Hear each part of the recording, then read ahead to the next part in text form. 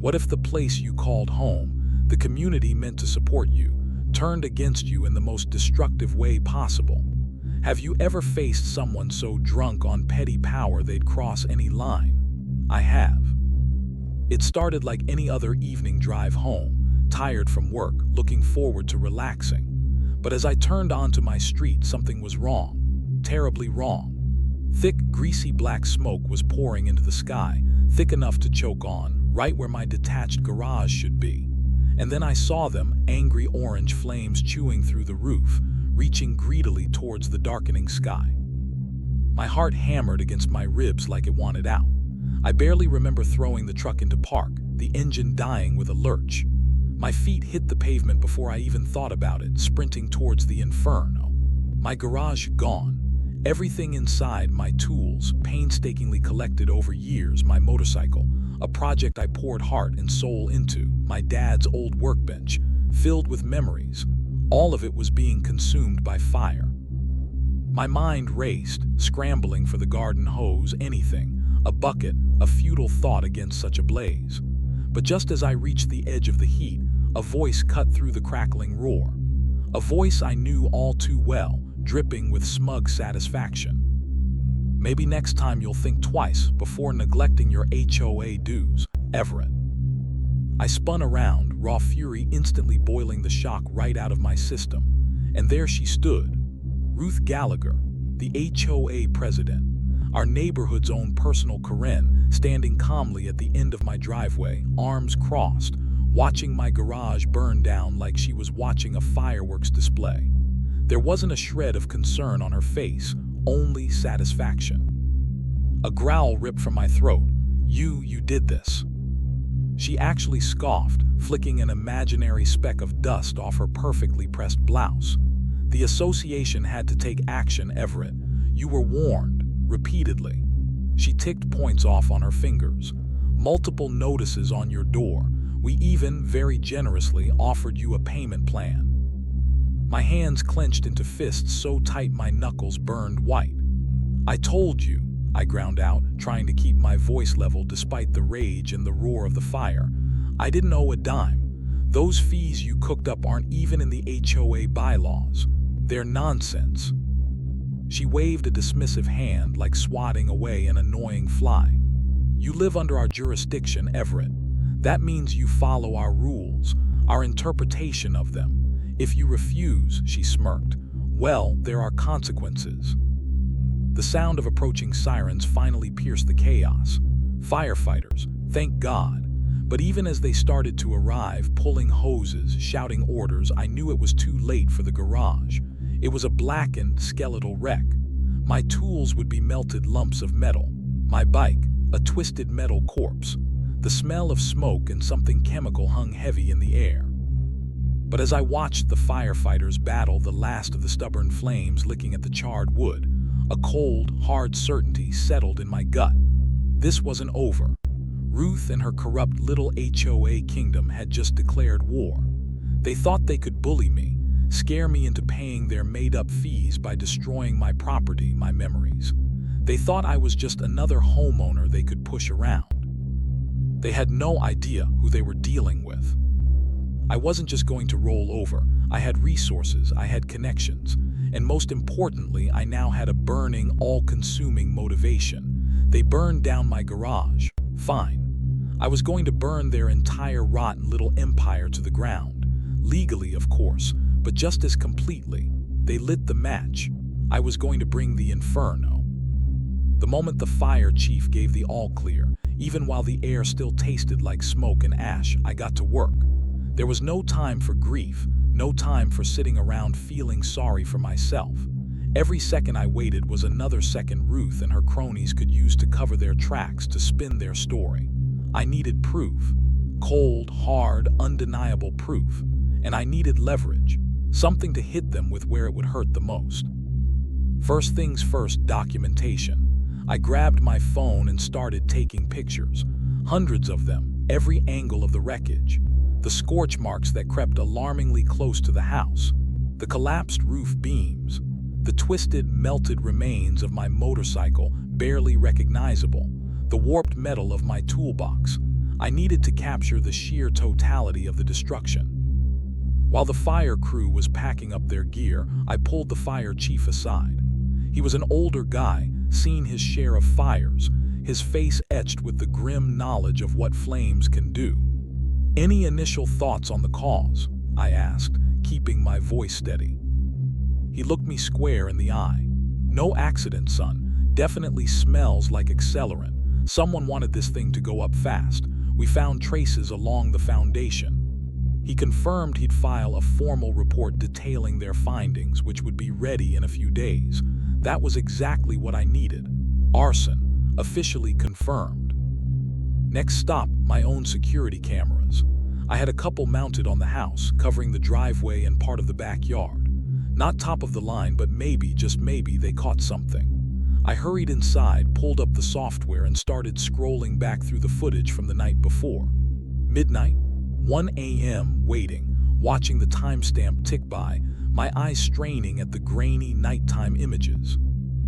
And then there, just after midnight, a figure cloaked in shadows moving quickly, furtively across my lawn towards the garage. They were wearing a hoodie, face obscured, but there was something about their movements, their build. The figure knelt, splashed liquid from a container along the base of the garage wall, exactly where the firefighters found traces of accelerant. A flicker of light, a lighter, and then whoosh. The fire erupted, engulfing the side of the building in seconds. The figure didn't stick around. They scrambled back into the darkness and disappeared. My blood ran cold, then hot with fury. I rewound, paused, zoomed in, trying to clean up the image. The hoodie hid the face, but the way they moved, their height, it clicked. Dale, a guy who was always lurking around HOA meetings, practically glued to Ruth's side, nodding eagerly at every ridiculous new rule or fee she proposed. Ruth's loyal little lapdog. It had to be him. I immediately saved the footage, copying it onto a secure flash drive. This was huge. This was the link, but I needed more than just catching the guy who lit the match. I needed to go after the source of the rot, Ruth and the HOA itself. That's when I started thinking about something I'd been researching ever since the HOA started harassing me over those bogus fees months ago. Most people don't realize this, but often, the HOA doesn't just make rules. They actually own the land under the common areas. The little clubhouse they held their kangaroo court meetings in, the patch of green they called a community park, sometimes even the roads themselves. And like any property owner, if an HOA gets into serious financial trouble, if they don't pay their bills, that land can be vulnerable. It can even be sold off. I had a strong suspicion Ruth wasn't just power hungry, she was also terrible with money. The HOA finances seemed shaky. Fees kept going up, but where was the money going? Fancy, beautification projects were announced but never seemed to actually happen. Whispers circulated about unpaid bills. I suspected they were closer to bankruptcy than anyone realized. It was time to find out for sure. Time to see just how vulnerable they really were. Dale might have lit the fire, but Ruth had provided the fuel. Now, I was going to find their financial weak spot and press down hard. My suspicion about the HOA's shaky finances needed confirmation. The next morning, I was on the phone. I called a friend who works in commercial real estate, knows the ins and outs of property records and liens like the back of his hand. I explained the situation, kept it vague about the arson for now, just focused on the HOA's financial health and property ownership. It didn't take him long to dig up the dirt, and it was better or worse depending on your perspective than I imagined. "Everett," he said, his voice grim over the phone, "this HOA is swimming in debt. There are multiple liens against their properties for unpaid county taxes, significant amounts." He listed them off. The community clubhouse, the small park near the entrance, and unbelievably, the very plot of land their little administrative office sat on. All of it was flagged, all of it potentially heading towards foreclosure. Bingo, that wasn't just an opening, it was a gaping hole in their defenses. They were so busy harassing homeowners over petty violations and made-up fees that they hadn't bothered to pay their own substantial bills. I didn't waste a second. I thanked my friend profusely and immediately contacted the county tax office. Forget waiting for a foreclosure auction. I wanted to know if I could make an offer to purchase the tax liens directly, essentially buying the debt and eventually the properties if the HOA couldn't pay up. It involved some legal hoops, talking to the right people, understanding the process, but I was relentless. Within 48 hours, thanks to some fast legal footwork and making a compelling offer to settle the county's unpaid taxes, the wheels were in motion. The paperwork was being processed. If it went through, I wouldn't just be a homeowner fighting the HOA. I'd be their landlord. I'd own the ground beneath their feet. But owning their land wasn't enough. Dale, the figure I was sure I saw in that grainy footage setting my garage ablaze, needed to face consequences. While the land purchase was grinding through the county bureaucracy, I took my evidence, the flash drive with the security footage, and a copy of the preliminary fire report suggesting arson, down to the police station. I didn't just talk to the officer at the front desk. I insisted on speaking with a detective. When Detective Miller saw the video, his expression hardened. He watched the shadowy figure, the accelerant, the eruption of flames. He compared it to the fire marshal's initial findings. Arson wasn't just a property crime. It was serious, dangerous. With clear video evidence, even if the face wasn't perfectly visible, combined with the accelerant confirmation, it didn't take long. An arrest warrant was issued for Dale. By the end of that same week, the satisfying crunch of gravel signaled a police car pulling up outside Dale's house down the street. He was led out in handcuffs, looking bewildered and terrified. Word travels fast in a neighborhood like ours. Dale's arrest sent shockwaves through the community. Suddenly, the whispers weren't just about unpaid bills. They were about arson, about the HOA potentially being involved in something criminal. People started looking at Ruth differently. Had the HOA president really ordered someone to burn down a resident's garage? The fear that had kept people quiet started to crack, replaced by suspicion and anger.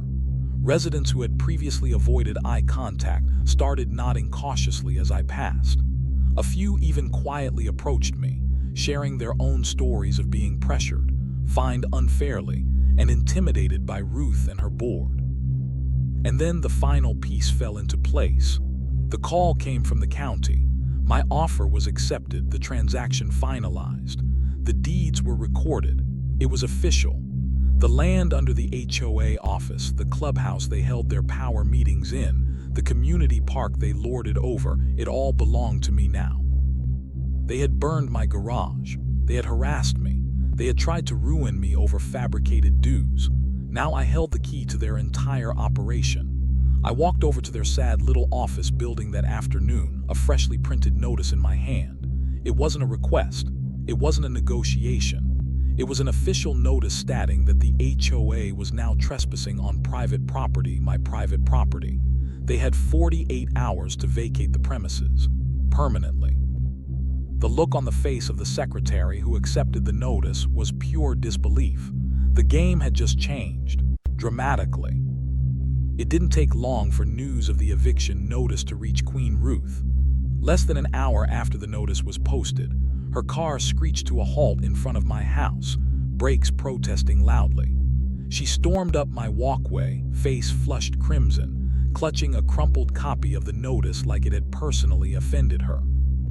"What is the meaning of this, Everett?" she demanded, waving the paper furiously. "You can't just kick the homeowners association out of its own office." I stepped out onto my porch, crossing my arms, keeping my stance firm but calm. Inside, I admit, there was a grim satisfaction, but I wasn't going to give her the satisfaction of seeing me gloat. "Actually, Ruth, I can. It's not the HOA's office anymore. It's sitting on land that I now own." I pulled out my own copy of the freshly recorded deed, holding it up. "The county finalized the sale this morning. Your HOA failed to pay its taxes, defaulted on its obligations, and the county sold the property liens. I bought them." She snatched the deed from my hand, her eyes scanning the legal jargon, disbelief warring with fury on her face. Her mouth opened and closed a few times, like a fish out of water, before she finally sputtered. This can't be legal. You can't just take what belongs to the community." I let out a slow, deliberate breath, reining in my own temper. "I didn't take anything, Ruth. I bought it, legally. Your HOA, under your leadership, let its finances rot from the inside out. You mismanaged funds, ignored massive debts, let liens pile up on the properties. You were so focused on harassing people over the color of their mailboxes that you forgot to pay the bills. This is the consequence. You did this to yourself." For the first time since I'd known her, Ruth Gallagher seemed speechless. The usual condescending tone, the quick, cutting remarks, they were gone. The silence stretched, thick with tension, broken only by the sound of a lawnmower starting up down the street, a sound of normal life resuming, something Ruth's reign had often stifled. Just when I thought she might actually break, she visibly straightened her spine, pulling that mask of authority back on, though it looked cracked and fragile now. "This isn't over," she hissed, her voice sharp but lacking its usual conviction. "The HOA has rights. We have bylaws. We'll challenge this in court. You'll see." I didn't even blink. "Go ahead, Ruth. Be my guest, but I'd think carefully. Legal battles cost a lot of money." I let that hang in the air for a second. "And last I checked, thanks to your stellar financial management, your HOA doesn't exactly have much of that left, does it?" Her nostrils flared. That hit home. She knew I was right. With no comeback, she spun on her heel and stormed back to her car, slamming the door hard enough to rattle the windows. I watched her drive away, tires squealing slightly as she took the corner too fast. I knew this wasn't the absolute end of dealing with her. People like Ruth don't accept defeat gracefully. But her power, that was broken. I didn't waste time savoring the moment. With the deed firmly establishing my ownership, I had official eviction notices posted not just on the office, but also on the community clubhouse door. That space, previously used for their judgmental meetings and power plays, was now off limits to the defunct HOA board. The small park, which they'd tried to turn into some exclusive, rule-laden zone, was now unequivocally open for all residents to enjoy freely, without HOA interference. By the time those notices went up, the neighborhood was electric. People were gathered in small groups on lawns, sidewalks, whispering, pointing, speculating. The grapevine was working overtime. What happened? Did Everett really kick the HOA out? Is it true he owns the land now? I knew I needed to address everyone directly, clear the air, and let them know what this really meant. That evening, as the sun began to set, casting long shadows, I stood outside what had once been the HOA's seat of power. Residents started gathering, drawn by curiosity and hope. "I know a lot of you have questions," I began, my voice carrying in the quiet evening air. I looked around, meeting the eyes of my neighbors, faces I recognized, some friendly, some previously wary, all looking uncertain but interested. For years, this HOA, Ruth's HOA, has operated more like a dictatorship than a community association. They abused their power. They made up rules and fines. They bullied homeowners into silence and submission. I paused, letting the words sink in. That ends today. A murmur went through the crowd. Some people nodded, relief starting to dawn on their faces. Others still looked cautious, perhaps afraid this was too good to be true. Because the HOA failed to manage its finances and pay its taxes, I continued, holding up a copy of the deed again. The county put liens on this land, the clubhouse land and the park land. I was able to legally purchase those liens and now own these properties. That means the HOA, as it existed, no longer has any legal authority or standing here. They don't own the ground they operated on. No more arbitrary fines based on Ruth's mood. No more threats. No more harassment. Frank, the retired veteran from down the street, stepped forward slightly. "So, what about the board? Ruth and her followers? Can they still try to enforce things?" "They can try," I answered honestly, "but legally, they have no standing. Their authority only existed because they controlled these properties through the HOA structure.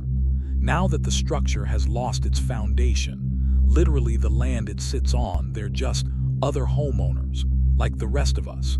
They have no more power over you than your next-door neighbor does. That was the turning point. You could feel the tension break. Shoulders relaxed. People started whispering again, but this time with excitement, with relief. A woman near the back called out, "But what about Ruth? Is she just going to go away?" Honestly, I hesitated, wanting to be realistic. She's not going to give up easily. People like her rarely do. But she's lost her leverage, her power base. If she tries anything else, we'll handle it the right way. Through legal channels, with transparency, not with threats and intimidation like she did. That seemed to satisfy them. Then something amazing happened. One by one, people started talking, really talking, sharing stories they'd kept quiet for years. The ridiculous fines for having the wrong shade of garden gnome.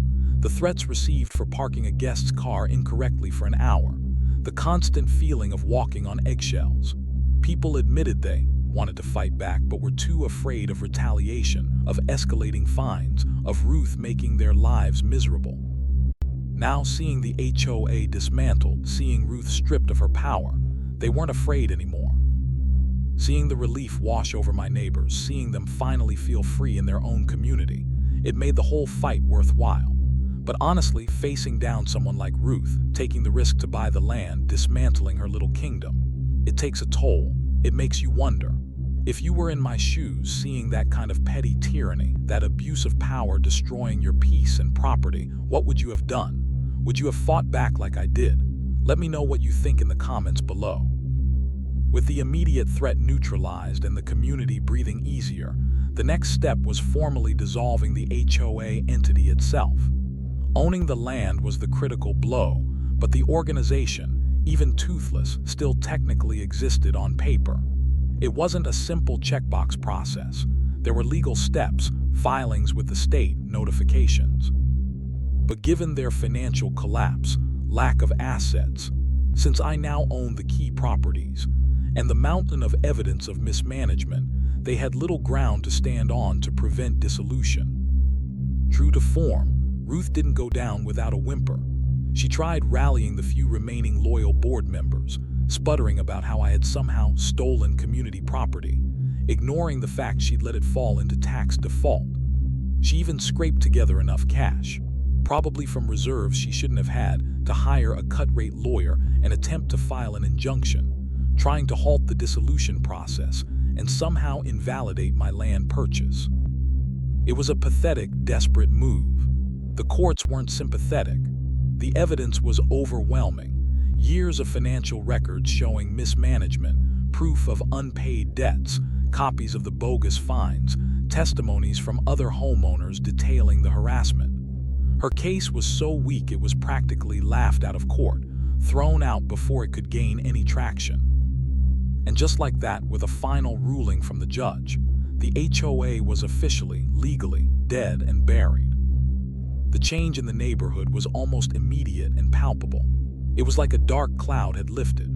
The oppressive atmosphere we'd all lived under for so long evaporated. People who used to hurry inside, avoiding eye contact for fear of being reported for some imaginary infraction, now stopped to chat in their driveways. Lawn projects that had been put on hold indefinitely for fear of violating some obscure HOA rule suddenly sprang to life. Kids played more freely in the park, now truly a community space. Driveways were no longer patrolled by Ruth's enforcers looking for violations. It was becoming the neighborhood we'd all hoped for when we moved in, one based on mutual respect, not fear and control. As for Ruth, after the HOA was officially dissolved and her injunction failed, she seemed to shrink. The fight went out of her, but she wasn't done trying to cause trouble. A few weeks later, a plain envelope appeared in my mailbox. No return address. Inside was a typed letter, unsigned, filled with venomous accusations. It claimed I had ruined the neighborhood, that property values would plummet, crime would rise, and chaos would ensue without the HOA's firm hand.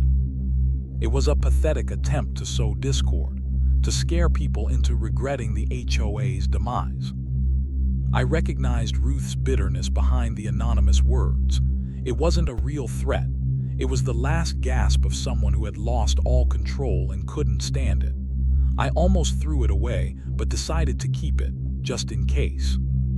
Then word reached me through the neighborhood grapevine. Ruth was trying another angle. Since the old HOA was legally dead, she couldn't resurrect it. But she was quietly going door to door, trying to convince homeowners to sign up for a new, voluntary HOA, with her naturally at the helm. She was hoping enough people missed the order or feared the chaos she predicted that they'd sign on. She underestimated the community she had terrorized for years. I didn't even have to do much. A few conversations with key neighbors, Frank, the woman who'd asked about Ruth at the meeting, others who had been vocal, and we agreed on a simple strategy. We would preemptively ensure everyone knew what Ruth was up to, and more importantly, why they should never let her hold power again. We didn't need threats, we had the truth. We calmly went door to door ourselves, armed with copies of the financial mismanagement records we'd uncovered, the lists of bogus fines, reminders of Dale's arrest for arson. We reminded people how Ruth had stood by smugly while my garage burned. We asked simple questions. Do you want that person making rules for you again? Do you trust her with your money? The response was overwhelming and swift. Within days, nearly every single homeowner had signed a simple, clear petition stating they refused to join any new HOA proposed by Ruth Gallagher or her former associates. We didn't even need to present it to her. Word got back to her loud and clear. Her desperate attempt to rebuild her little kingdom had failed spectacularly. A few days after the petition circulated, she showed up at my house one last time. There was no fire in her eyes now, no mask of authority. She just looked empty, defeated. She launched into a rambling, disjointed monologue, accusing me of turning everyone against her, of destroying the beautiful community she had worked so hard to build, or rather control. I didn't interrupt. I just stood there listening patiently until she finally ran out of steam, her voice trailing off. When she was done, I spoke quietly without malice, just stating the facts. Ruth, you didn't build anything here. You controlled, you manipulated, you bullied. People aren't against you because of me. They're free of you because of you. This neighborhood is finally becoming a community now that your reign is over. She stared at me for a long moment, perhaps searching for a flicker of the old power, but finding none. Then, without another word, she turned and walked away. A week later, a for sale sign appeared on her lawn. By the end of the month, she was gone, vanished. Some said she moved out of state, too humiliated to stay. Others whispered she was probably trying to infiltrate another unsuspecting neighborhood somewhere else. Honestly, nobody really cared. We were finally truly free. The neighborhood, our neighborhood, was better than ever. Ruth was gone, the HOA was dead, and the neighborhood was thriving. It felt like the end, but I knew that deep-seated problems sometimes leave echoes. A system built on control and intimidation, like the one Ruth had run, doesn't just vanish without a trace. Habits formed under fear take time to break, and there were still people around, former board members or those who had benefited from the old system, who probably weren't thrilled with the new, open atmosphere. They'd been quiet since Ruth's downfall, but I suspected they were just waiting, watching. That suspicion proved right. The next challenge didn't come from Ruth, but from the remnants of her old guard. It arrived in a thick, official-looking envelope delivered by a courier. My stomach tightened as I signed for it. This wasn't junk mail. Inside was a formal lawsuit. A small group of former HOA board members, the ones who had been closest to Ruth, were suing me. The claims were outrageous. That my purchase of the HOA's defaulted land had been fraudulent, that I had illegally overthrown a legitimate governing body, and that my actions had somehow damaged the neighborhood's property values, despite all evidence to the contrary. I read through the legalese, my jaw tightening. This wasn't a genuine legal grievance. Their case was paper-thin, built on lies and distortions. This was harassment, pure and simple. They weren't trying to win. They knew they likely couldn't. They were trying to bleed me dry with legal fees, hoping to force me into a settlement, maybe even pressure me into giving up the land I'd legally bought, allowing them to resurrect some form of control. They missed their power, and they were coming after the person who took it away. But they miscalculated. They thought I'd be intimidated, that I'd want to avoid more conflict. They didn't realize I wasn't just stubborn, I was prepared. I had dealt with bullies like them before. Instead of panicking, I picked up the phone and called the sharp attorney who had helped me navigate the initial land purchase. I explained the lawsuit. He listened patiently, then let out a low chuckle. "Desperate people do desperate things, Everett," he said. "This lawsuit is garbage, pure intimidation. They're hoping you'll fold. So the question is, do you want to play defense or do you want to go on the offensive?" I didn't hesitate for a second. Offensive, absolutely. Within the week, my attorney filed a motion to dismiss their frivolous lawsuit, laying out the clear legal basis for my land purchase and highlighting the lack of any credible evidence supporting their claims. But we didn't stop there. We also filed a counterclaim, defamation. Their lawsuit wasn't just a legal challenge. It was a public attack on my reputation, falsely accusing me of fraud and illegal actions. They wanted to play dirty. Fine. We'd play by the rules, but we'd play hard. While waiting for the court date, I didn't sit idle. Remember those old HOA documents Greg and Denise had found? The ones showing the deeper levels of corruption. We went back through them with a fine-tooth comb, assisted by my attorney. We cataloged every instance of financial misconduct, every fabricated fine, every note indicating they targeted vulnerable residents, every shred of evidence showing board members abusing their power for personal gain, even Ruth's notes about potentially annexing other streets illegally. We built an ironclad case demonstrating that they, not me, were the ones who had damaged the community. The day of the hearing arrived. I walked into the courtroom feeling calm and prepared. The former board members were there with their lawyer, a slick character who tried to paint me as a greedy villain who had destroyed their harmonious community leadership. He talked about shared values and protecting property values, trying to spin a narrative completely detached from reality. When it was our turn, my attorney was methodical. He presented the facts, the timeline, the legal documents proving the legitimacy of the land purchase. He presented the financial records showcasing the HOA's insolvency due to their mismanagement. He presented evidence of their intimidation tactics. And then, for the final blow, we played the security footage of my garage burning down.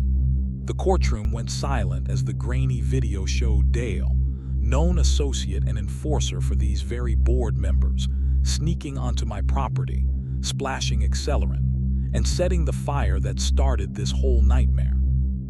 My attorney turned to the judge. "Your Honor, this is the community integrity these individuals represent. This is how they dealt with homeowners who questioned their authority." The judge had seen enough. He didn't even need to recess to deliberate. He dismissed their lawsuit against me right then and there, calling it baseless. But it wasn't quite over. My defamation counterclaim was still active. Now, the tables were completely turned. The former board members who had tried to bury me in legal fees were facing the prospect of paying damages for their false accusations. Suddenly, they weren't so eager to fight anymore. They quickly offered a settlement. I didn't want their money. That wasn't the point. Instead, my attorney drafted an agreement with teeth. They had to sign a legally binding document acknowledging the legitimacy of my land purchase, and more importantly, stating that they would never again attempt to form or participate in forming any kind of mandatory homeowners association within our neighborhood. They had to put in writing that they held no legal authority over any homeowner. Faced with the alternative of a costly defamation judgment, they signed it without hesitation. And just like that, the last lingering threat of the HOA's ghost returning was finally, definitively crushed. The neighborhood truly moved on then. People invested in their homes, planted gardens, painted fences, not out of obligation but out of pride. The community organized neighborhood watch programs, block parties, cleanup days, all voluntary, all driven by genuine cooperation, not imposed rules. It took time, effort, and money, but I finally rebuilt my garage. Standing in my driveway one evening, admiring the new structure, stronger, better built than before, a quiet symbol of resilience, Frank walked over, hands shoved in his pockets. He nodded towards the garage, then looked at me. "You really did it, Everett," he said, a small smile on his face. "Took him down for good." I shrugged, a tired but satisfied feeling settling over me. "They mostly did it to themselves, Frank. I just helped them along." He nodded knowingly. "Still feels good though, doesn't it, seeing the neighborhood like this?" I looked around at the peaceful street, lights coming on in windows, neighbors chatting over fences, the weight of the old HOA completely gone. "Yeah," I said, a genuine smile spreading across my face. "Yeah, it really does." And that's how it ended. Not with a bang, really, but with the quiet satisfaction of a community finally breathing free, taking back control from those who abused their petty power. It was a long, stressful, and sometimes ugly fight, but seeing my neighbors rediscover their peace of mind, seeing our neighborhood become a real community based on respect instead of fear, that made every single step, every confrontation, every legal battle completely worth it. Justice might grind slowly sometimes, but standing up for what's right is always worth the effort. If you enjoyed this story of pushing back against a nightmare HOA Karen and reclaiming a neighborhood, maybe give this video a thumbs up. It really helps. And consider subscribing for more stories about fighting back and finding justice. Thanks for listening.